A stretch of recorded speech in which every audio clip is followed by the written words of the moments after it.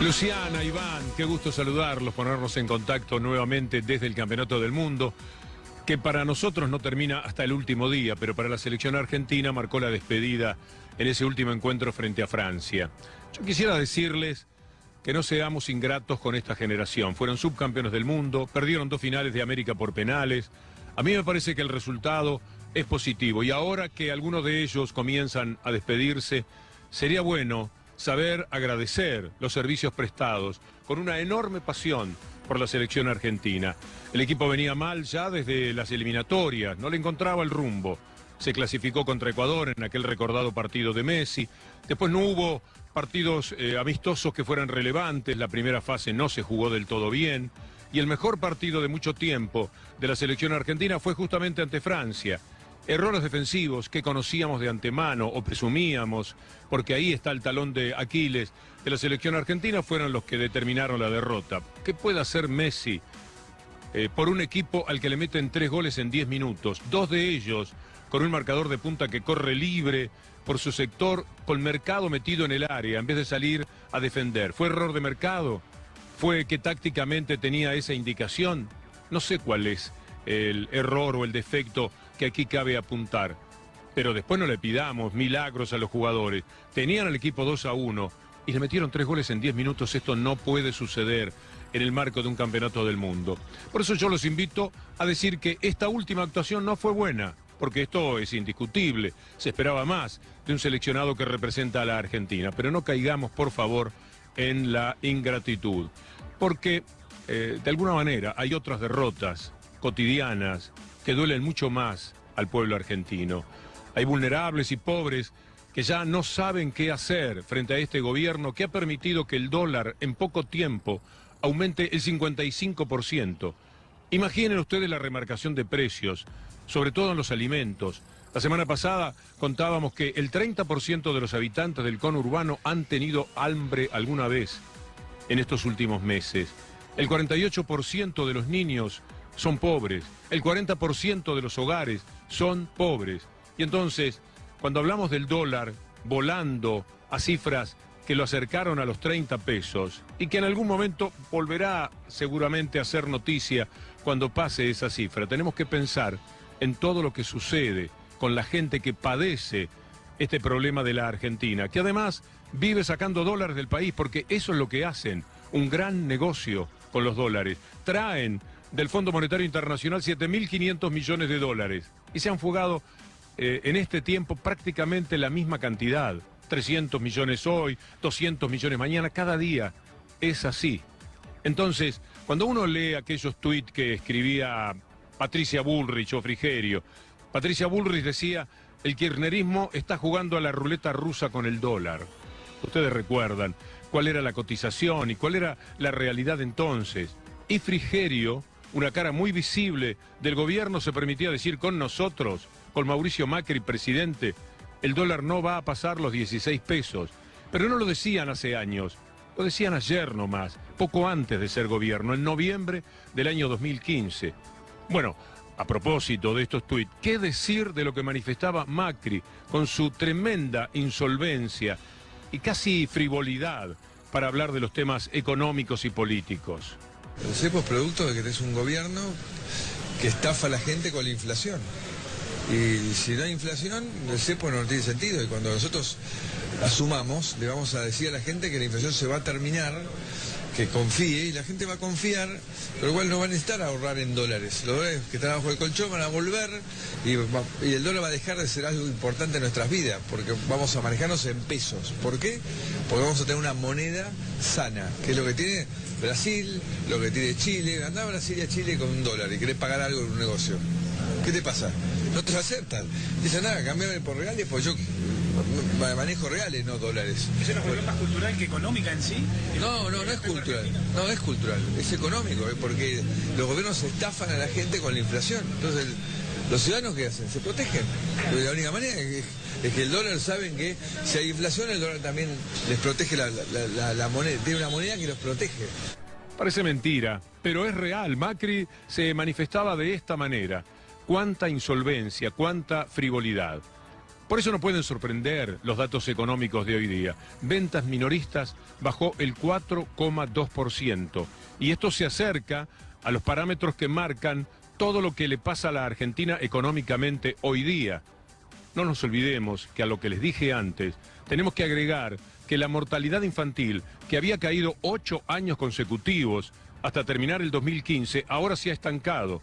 Y el próximo dato, seguramente, en poco tiempo más, será que otra vez aumentó la mortalidad infantil. La actividad industrial decrece 1,2, que se suma a todo lo que ha bajado en estos años. Y así es muy difícil pensar en la industria y pensar en el trabajo.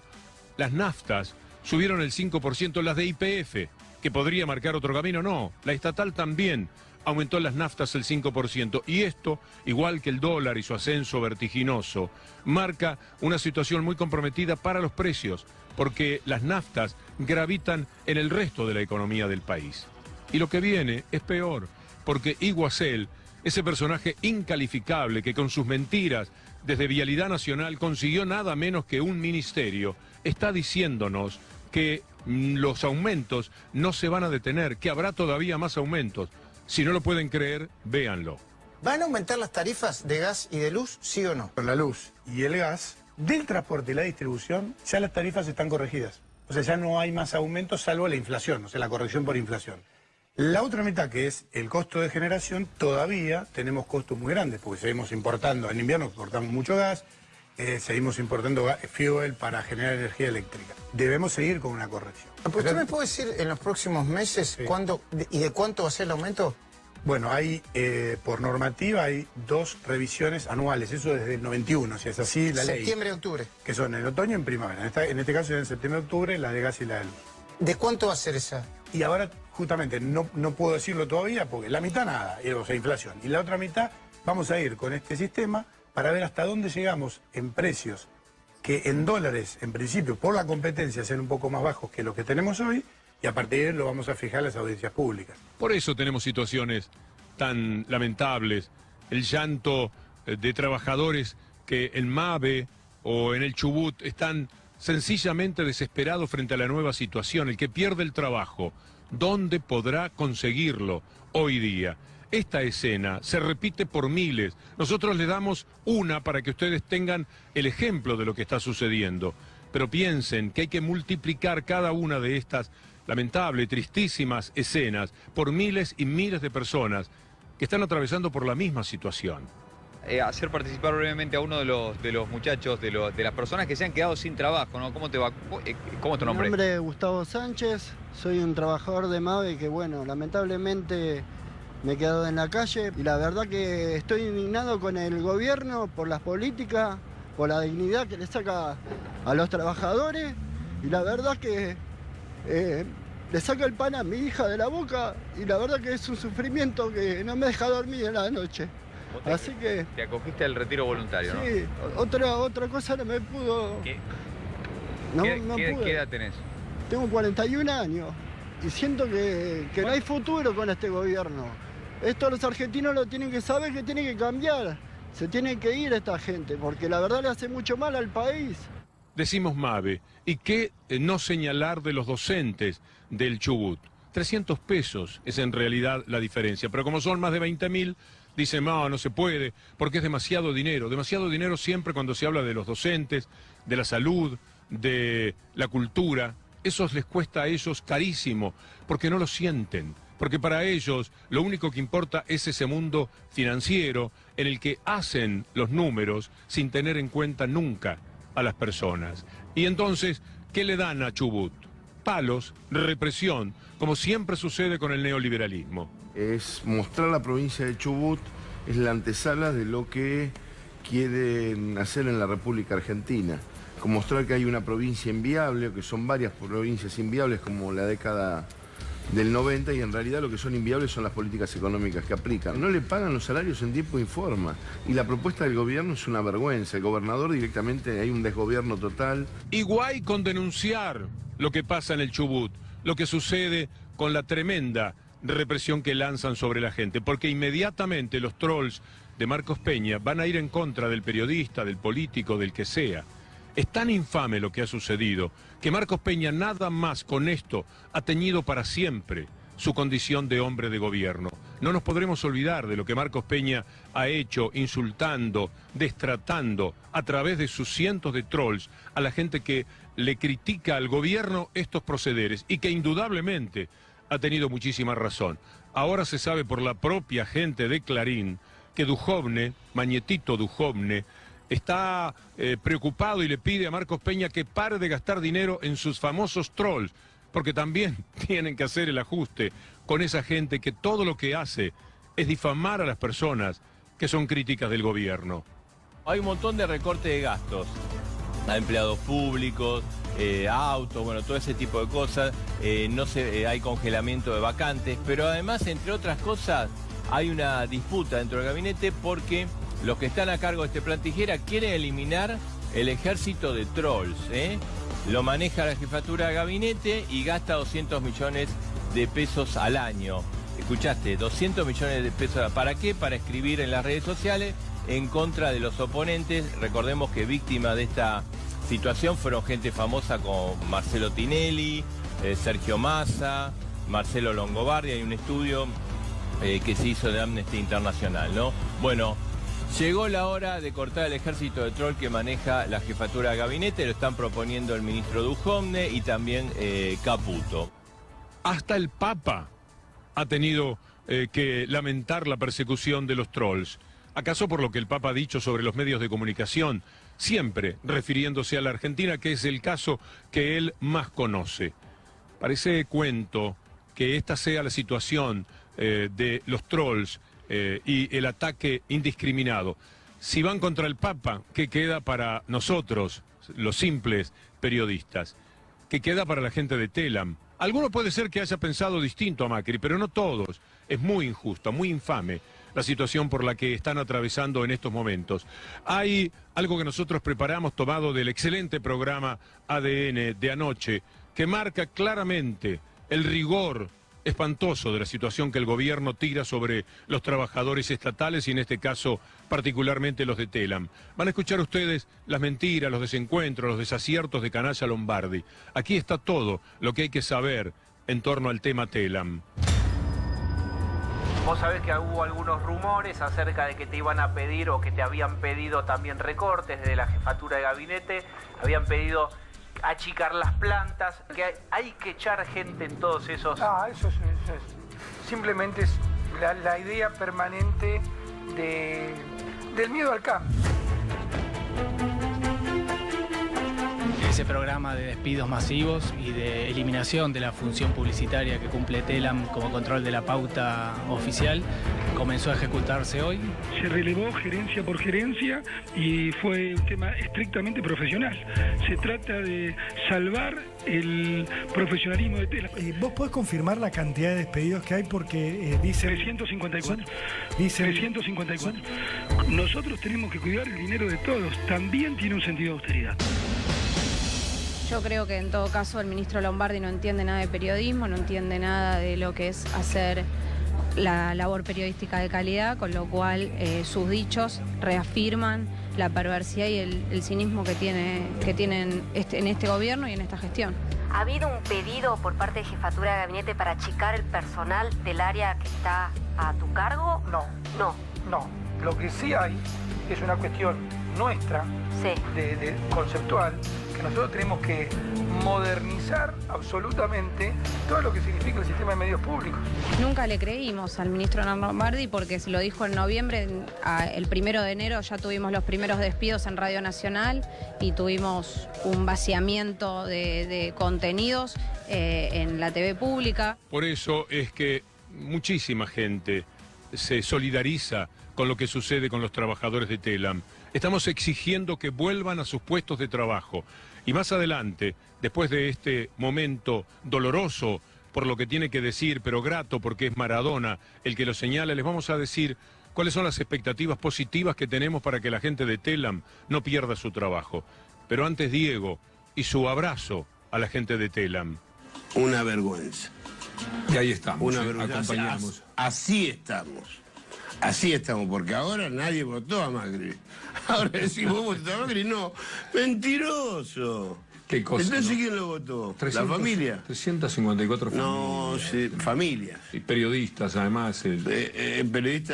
Periodistas que me han llamado, por ejemplo, como Daniel Arcucci, que se solidariza con nosotros, con los periodistas y trabajadores expulsados, prácticamente bastardeados. No tienen ningún derecho. ¿Cuál es la esperanza? Bueno, las palabras de Diego y de tanta gente que se anima a jugarse por Telam parecen elocuentes, pero la expectativa positiva viene de las propias palabras de Macri, cuando, como siempre, de rodillas ante Clarín y yendo contra la ley de medios a la que él abatió con un decreto, formulaba una ley de la ciudad de Buenos Aires, que era una ley pro Clarín, para defender a Clarín. Pero ahora esa ley le juega en contra. Si ustedes prestan atención, palabra por palabra, a lo que dice Macri, que no se puede ir contra los periodistas teniendo en cuenta la libertad de expresión. Y ya sabemos, porque lo ha dicho el propio canalla Lombardi y lo ha dicho Poussaint, que todo se trata de gente que ellos entienden que piensa distinto al gobierno. Eso está muy claro. Ahora escúchenlo a Macri. Está claro que en el orden jurídico nos obliga a resguardar activamente la libertad de prensa y de expresión. No es una alternativa, es una obligación. Los últimos días hemos visto una aceleración en el hostigamiento y en el intento de silenciar a periodistas y medios de comunicación que aún quedan independientes en la Argentina. Nuestra presidenta tiene la clara intención de que no haya más prensa libre en la Argentina. En términos prácticos, el decreto afirma la autonomía de la Ciudad de Buenos Aires en este tema y enmarca una protección para los periodistas y los medios de comunicación en nuestro territorio. Tampoco creo que los periodistas deben ser perseguidos ni hostigados por su pensamiento y mucho menos por parte del Estado, que es justamente el que tiene que protegerlos, como nos tiene que proteger a todos los ciudadanos. Por eso es que frente a estos dichos de Macri, cuando era el jefe de gobierno de la ciudad de Buenos Aires y jugaba como toda su vida para Clarín porque necesita de esa protección, la diputada Gabriela Cerruti encontró una idea, una fórmula, una esperanza para los empleados de Telam. La ley 4565 de la Ciudad de Buenos Aires es una ley que Macri y Vidal, en aquel momento presidente de la legislatura, hicieron votar para, en aquel momento, oponerse a la ley de servicios de comunicación audiovisual. Ahora, lo hicieron con tanta convicción, a pesar de que nosotros nos opusimos en ese momento, que es una ley que implica que cualquier caso de persecución a cualquier periodista, sea en la Ciudad de Buenos Aires, porque viva en la Ciudad de Buenos Aires, porque trabaje en la Ciudad de Buenos Aires, porque genere contenidos en otro lugar pero que se reproduzcan en la Ciudad de Buenos Aires, obliga a que inmediatamente intervenga el Tribunal Superior de Justicia de la ciudad para impedirlo. Obviamente la ley tenía otra implicancia en aquel momento, que era que no se pudiera regular a Clarín, pero la verdad es que la ley está vigente. Nosotros perdimos todos los planteos que hicimos, Macri la hizo votar y ahora el Tribunal Superior de Justicia tiene un planteo que nosotros llevamos con la abogada Elizabeth Gómez Alcorta el viernes pasado, diciendo ya que la ley está vigente, esa ley implica que no puede haber persecución ideológica a periodistas en la Ciudad de Buenos Aires y que el Tribunal Superior de Justicia tiene que actuar inmediatamente para que se termine con esta persecución. Que tanto Lombardi como el presidente de Telam, cada vez que se les pregunta por qué se echó a los periodistas en Telam, hablan específicamente de cuestiones ideológicas. Así que el Tribunal Superior tiene por lo menos que citar a Lombardi para preguntarle por qué están echando a estos periodistas, cesar inmediatamente, suspender cualquier tipo de despidos en Telam. Posiblemente lo que quieren es que el periodismo sea tan servil como muchos de ellos han sido siempre. Corolario de esto que les decimos es el señor Poussaint, el que explica que echan a los muchachos de Telam por una cuestión ideológica, el que lo ha reconocido de esa manera cuando él mismo hacía periodismo en los tiempos de la dictadura. Esta es una de las tantas obras efectuadas con motivo del Mundial 1978. ¿Cuál es su apreciación sobre el conjunto de todas ellas y el motivo que la generó? Realmente la tarea que se ha realizado en estos prácticamente 2 años desde el 24 de marzo de 1976, con referencia al Campeonato del Mundo, es altamente encomiable. Creo realmente que todo ello es un gran beneficio para la Argentina. Señor, la última consulta. ¿Es indudable entonces que a los argentinos habrá que incentivarnos con algo grande para que nos decidamos a hacer construcciones grandes? Yo creo que no debiera ser así, debiéramos estar incentivados permanentemente para hacer grandes realizaciones, pero el Campeonato Mundial de Fútbol nos ha servido por lo menos de acicate. La última, esta sí. ¿Es hincha de algún cuadro, señor? Sí, yo soy hincha de River. ¿Es hincha de algún cuadro, señor? Sí, yo soy hincha de River. Y como si estuviéramos en los tiempos de la dictadura, Clarín, Mañeto se quedan con todo. En aquella época de Videla y demás, era quedarse con papel prensa, quedarse con todo el papel que se utiliza para los medios de comunicación escritos de la República Argentina. No importaba la tortura ni la muerte. Lo que valía para ellos era quedarse con papel prensa, que es el origen de este tremendo poder que nos apabulla cada día. Pero ahora nos encontramos con que Cablevisión y Telecom han recibido el visto bueno, como tampoco podíamos imaginar que iba a ser diferente, de Mauricio Macri. Mañeto extorsiona para quedarse con todo y Macri cumple. Esta podría ser una fórmula de gobierno. Mañeto extorsiona, Macri cumple. Cablevisión y Telecom están siendo ya la misma empresa. Quiero decirles que más allá de este fallo sobre el Tribunal de Defensa de la Competencia, ya estaban adentro, ya estaban gestionando porque sabían perfectamente cuál era el destino de estas decisiones. Y además, debo señalar que Clarín, que sigue puso ministro de Economía, puso a Rosenkrantz en la Corte Suprema de Justicia, además de tener de rehenes a todos los otros, puso a una abogada de Mañeto como subsecretaria en la Procuración del Tesoro. Ahí donde se cuecen cosas muy pero muy importantes. Tiene su representante directa. Ya no es solamente lo que trata de influir y lo que consigue en ese sentido, sino tener a su delegado personal, en este caso dentro de la Procuración del Tesoro. Se llama Bárbara Blauí Erra y está allí firmemente puesta por el Grupo Clarín. Esto es lo que nos pasa. Estas son nuestras derrotas. Que la gente tenga hambre, que los niños sean cada vez más pobres, que aumente la mortalidad infantil, que los empleados de Telam sean expulsados de su vocación y de su trabajo de la manera más soez y que todos lo justifiquen gracias al blindaje mediático que ellos tienen. Mucho más que la derrota del otro día de la selección argentina, que se volverá victoria cualquier día. Tenemos que hablar de esto, porque estas son derrotas ilevantables en los próximos tiempos para la ciudadanía. Cada día que pasa, la situación empeora. En cada jornada nos encontramos con el dólar más alto y con indicadores económicos que nos provocan muchísimo pesar para hoy y también para mañana. Y hoy no hablo de la justicia, sencillamente porque ustedes saben que frente a este poder enorme no hay justicia en la República Argentina. Pero no me quiero olvidar, desde Milagro Sala, pasando por Devido, por Esteche, por un apellido Kirchner, que está por eso y por supuestamente kirchnerista como prisionero político, y de los dueños de este canal, que tiene sus dificultades, porque naturalmente, entre otras cosas, Mañeto, Clarín, pretende quedarse con este canal. Él o gente que no le haga daño, gente que sigue su diatriba, que sigue lo que es la agenda marcada por el grupo poderoso, verdadero gobierno de la República Argentina. La seguimos mañana si Dios quiere.